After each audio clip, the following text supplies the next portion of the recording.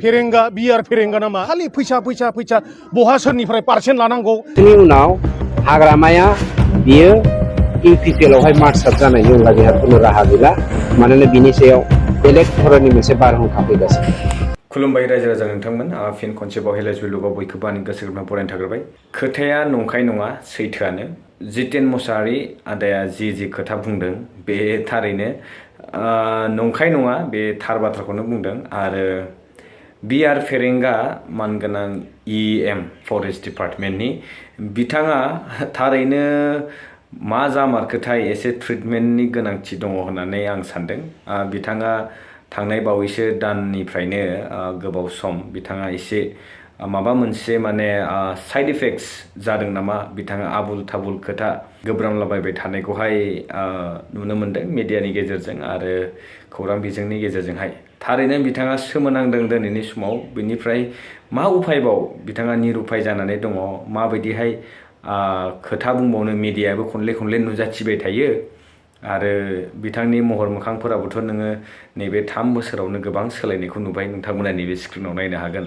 ससमा ट्रान्सपारेन्टनिफ्रायहाय गोसोमाव सफैबाय। बिनिफ्रायहाय खावलायफोराबो एसे खरलेब खरथेबमोन, ओमफ्राय दा एसे फुंबोनो हमदों। बोसोरथामाव माने जोबोद घिउ गाइखेर मोनलोंबाय बिथाङा, ओमफ्राय जोबोद पुस्था जाबाय। नाथाय जियानो बे बिथांनि पार्सनेल बेक्तिगत लाइफ स्टाइल बेखौहाय आं बुंनो गोनां गैया।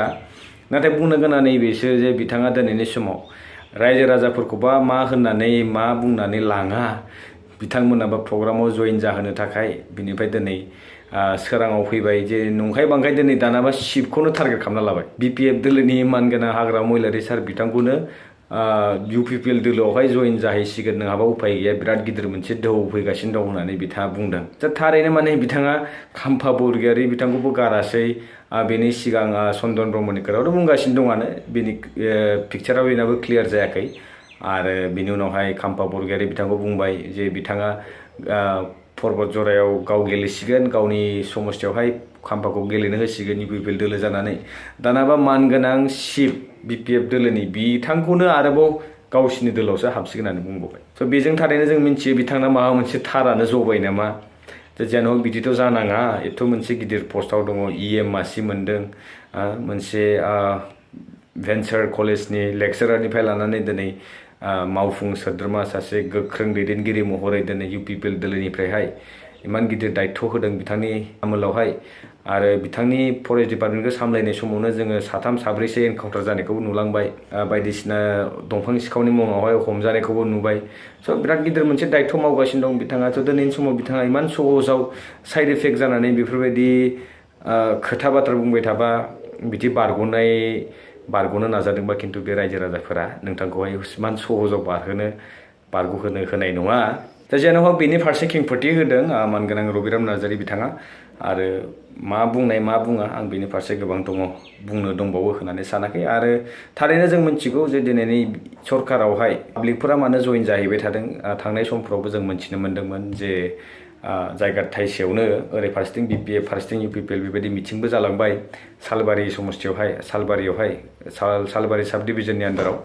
स' बै समाव खाम्फा बरगयारि सारा बुंदोंमोन बिथांमोना बिपिएफनि मिथिङाव फैनाय समाव आर्जेन्टलि मोनसे इमारजेन्सि मिथिं खुंफुंनानै रायजो राजाफोरखौ होबथानानैहाय बायदिसिना रासन कार्ड दानना होगोन, अरुणोदय स्किम्स मोननो गोनां दङब्ला बेखौबो बन्द' खालामना होगोन, बायदिसिना बिदि बुंनाय खोथाखौथ' जों गोबां खोनाबाय।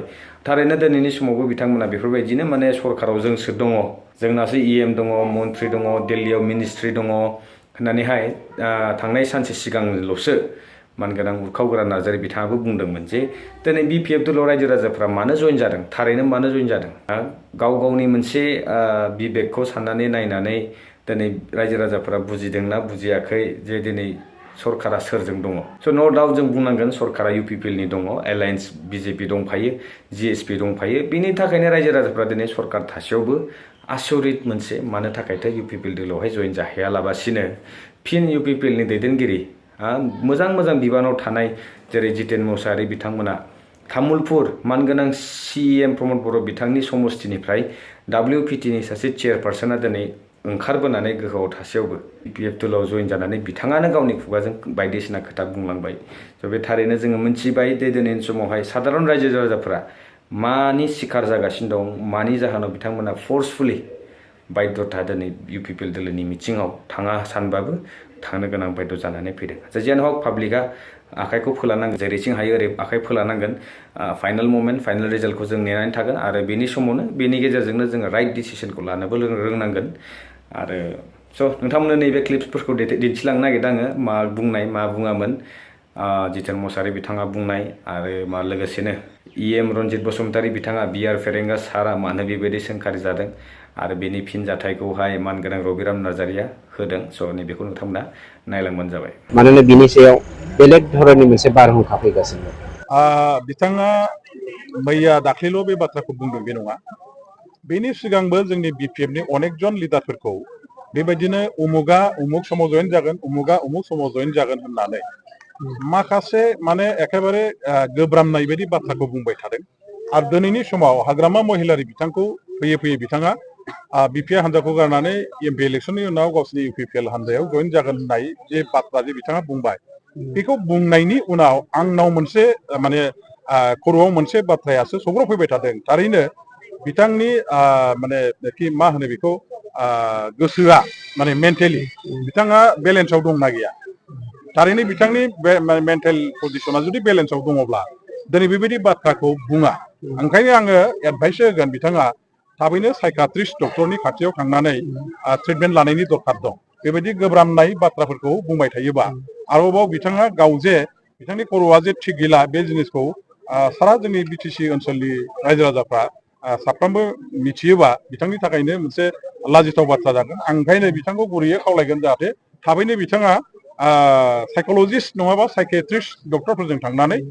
गावनि खर'खौ मोजाङै चेकआप खालामनानै जाहाथे लायो बेनि गेजेराव नामा फेरेंगा बिआर फेरेंगा नामा खालि फैसा फैसा फैसा बहा सोरनिफ्राय पार्सेन्ट लानांगौ सोरनिफ्राय मा लानांगौ बिथाङा खालि फैसाल' धान्दा मारिबाय थायो हो गावनि UPPLनि लोगोफोरनिफ्रायनो बेसेबां पार्सेन्ट लानाय दङ बेखौ उनाव लाखै लाखै आङो फादिल खालामगोन दा खालामथ'वा जिखिनि बिथाङा परिबर्तननि सार्थआव भुवा प्रतिश्रुति होनानै रायजोफोरनिफ्राय भट आदाय खालामनानै चिफ जाबाय सोरबा EM जाबाय माखासे MCLAफोरा लिलि हटेलाव हर्स ट्रेडिं जाजोब्बाय जानानै सरकार दाबाय दिनै दुखुनांथाव खोथा दिनै न'खर न'खर साख्रि होनायनि बाथ्रा बिथाङा प्रि रिक्रुटमेन्ट होनायनि बाथ्रामोन बिथाङा दिनै मा खालामदों बेफोर भेक' भावना बेफोरो भेक' भावनासो दिनै जे रास्ताया जागोन दालाङा जागोन बेफोर भेक' भावना दा बेनिखायनो आं बुंदों 17 बोसोराव हाग्रामा महिलारि सारखौ बिथांमोना बुंबाय थायो रायबाय थायो 17 बोसोराव जिखिनि खालामनांगौ खालामबाय हाग्रामा महिलारि सार बिथाङा अफिस बिल्डिं कर्ट कासारि जिमान जि बनायनांगौ बनायबाय नङा होमबा इनफ्रास्ट्राक्चारनि खामानि जोबोद बनायबाय दा 5 बोसोराव रन्जित बसुमतारी बे फेरेंगा नामा फेरेंगा बिआर फेरेंगा नामा रन्जित बसुमतारी मोना बे हाग्रामा महिलारि बनायनाय अफिस कर्ट कासारि जिमान जि जुडिसियेल कर्टफोर दङ BTC सेक्रेटारियेटफोर दङ बिल्डिंफोर दङ बेफोरखौ रं होनायावनो 5 बोसोर थांगोन मिथिगोन ना बिसोरनिया नंगौना नङा 5 बोसोर थांगोन दा दाख्लै बावै 28 तारिखआव जइन जानाया मा बुंदों बिसोरो थ' जोंजों थाफा साख्रि मोनगोन बायदिसिना मोनगोन न' बां मोनगोन मुथै नङा बियो दाख्लै बावै जइन होनाया बे नों आं खस खरल मानसिफोरखौ लाना फैदों बिसोरो बेनिफिसियारिसफोरखौ लाना फैदों अरुणोदय दाननो हागोनथ' नङाबा ओमफ्राय बुंदों जे रेशन कार्डखौ दाननो हागोन मिटिङाव थां होनबा खालि मायबा दाननो हागोन होनना बुंनानै बिसोरो भटार्सफोरखौ लाना फैदों